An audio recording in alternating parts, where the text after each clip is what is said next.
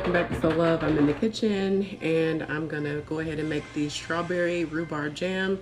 I started out with about a quart size amount of strawberries that I've just been collecting from my garden. So I went in and took all the stems off and chopped them up. They were frozen, so it equaled about 2 cups of unfrozen strawberries. I just measured it. So now they are sitting in the blender. I'm actually gonna go ahead and just blend them up a little bit just to get it going. And I'm not necessarily following a recipe. I'm kind of winging it. I'm not gonna preserve these necessarily to can for the long haul. We're gonna actually use this, you know, probably in the next couple weeks or so. We love jelly. But this is my first time making strawberry rhubarb jelly or jam. So my co-worker actually told me about a recipe she saw that incorporated ginger. So I'm actually going to incorporate a little bit of ginger, so that'll be kind of cool to see how that tastes. So welcome guys. This will be mostly, some of the video will be sped up just, you know, because it's going to be cooking, but I hope you enjoy. Let me know in the comments. Let me know in the comments below how you enjoy your strawberry rhubarb that you might have growing in your garden. All right, guys, let's get to it.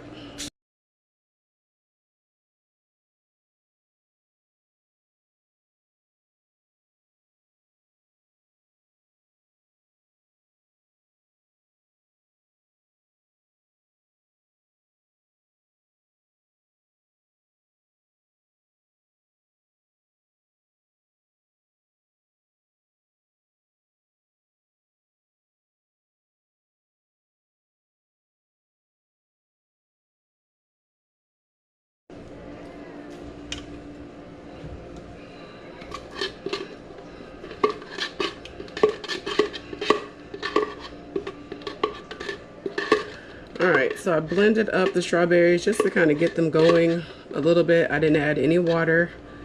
It was just the strawberries. And so we're gonna start cooking these down a little bit.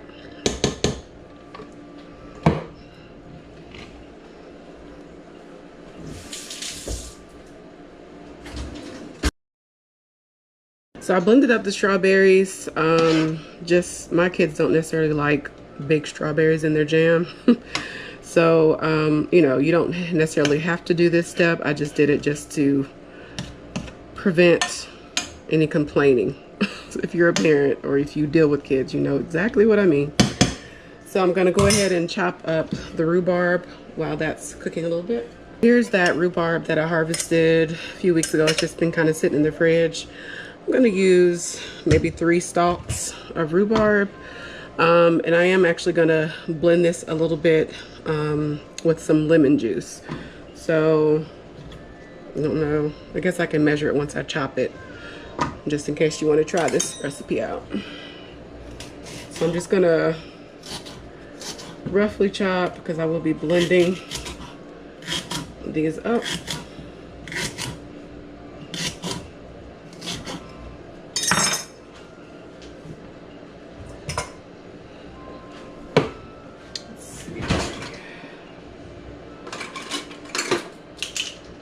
So chop, this is a 1/2 cup.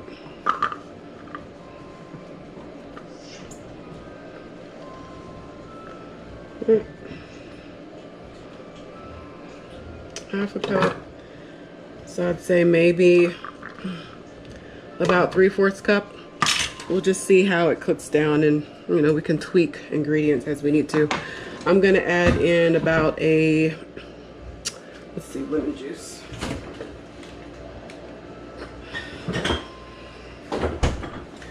I'm out of fresh lemons. Those would probably be the best to use, but I have this lemon juice. It's 100% lemon juice. I'm gonna add about, I'll go with maybe 1/4 cup.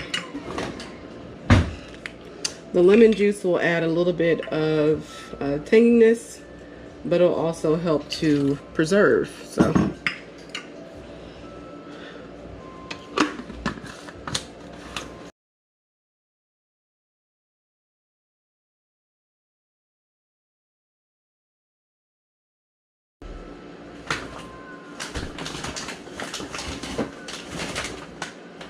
All right, so for this recipe, I'm actually going to use some coconut sugar.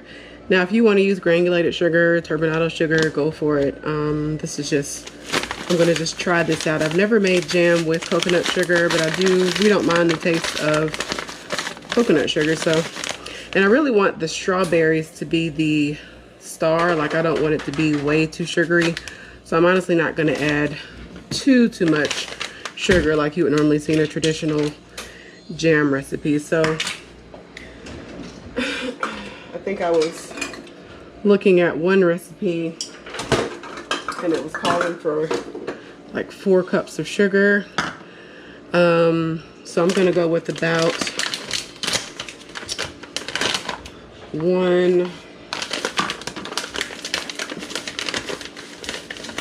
let's start with 1 cup and I'll taste it and see.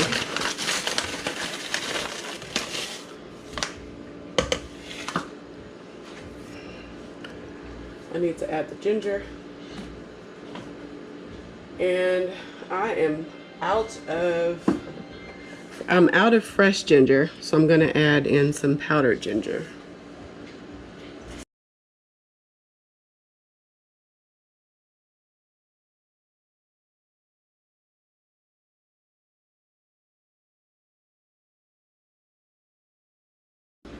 All right, so I'm going to go with about a teaspoon of ginger.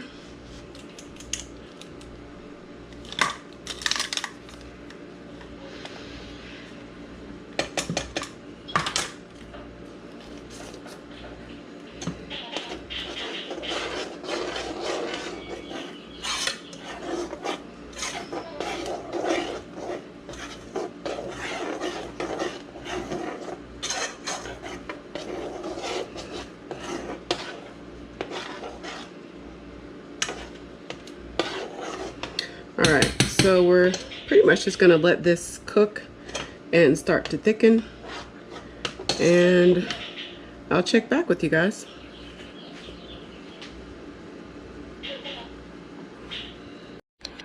All right, so one thing I did decide, just as I turned the camera off to let this cook, is to add a little bit of white sugar, just because I'm concerned about the coconut sugar not setting the jam, especially I'm not using pectin. So I was just kind of thinking it might be a good idea to add a little bit of white sugar to help it set. So I'm gonna add a 1/2 cup of white sugar.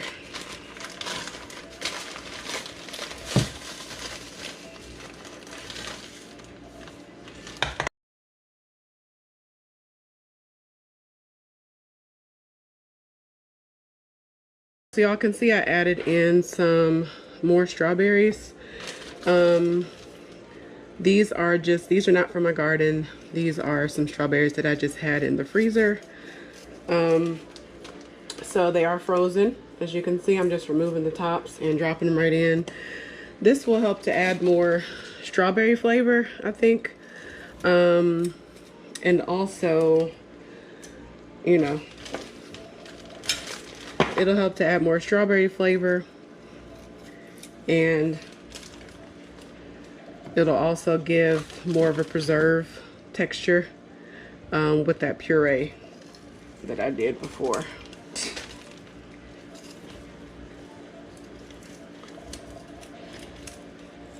Which is this is about 2 more cups of strawberries, which is about 1 extra whole pint.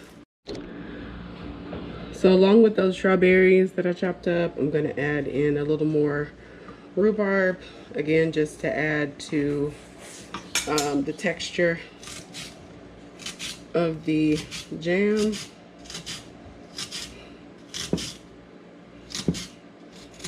So I'm adding, let's see how these 3 little stalks do. I feel like I may end up adding maybe 1 or 2 more. Let's see.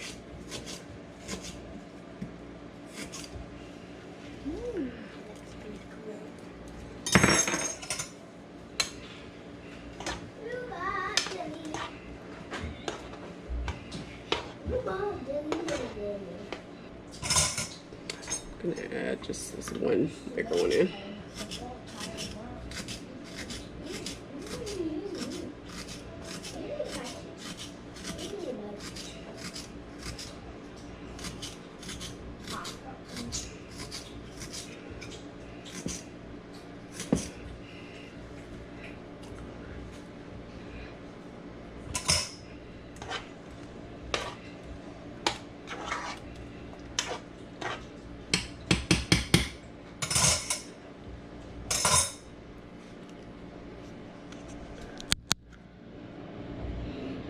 All right, y'all, so we're just letting that cook. I have the oven set to low, so we're just letting that cook for a little bit.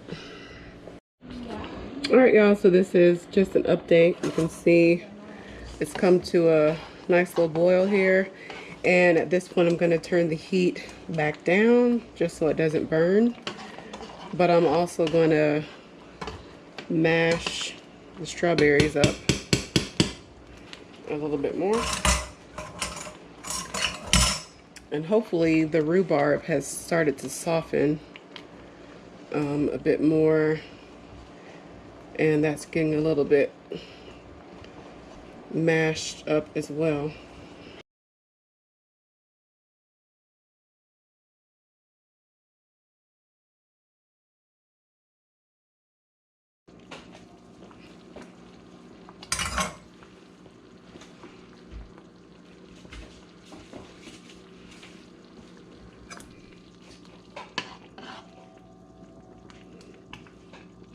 So I'm gonna put this on a plate just to kind of see how it's setting up, which will also let me know if there's enough sugar in there.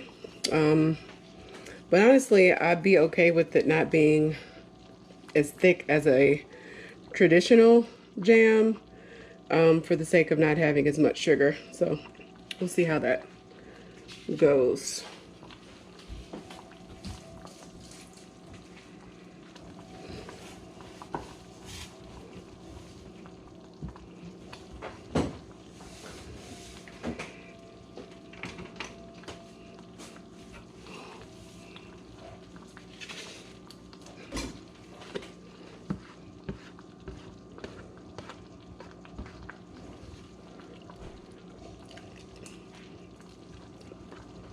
Oh, that's really good, y'all.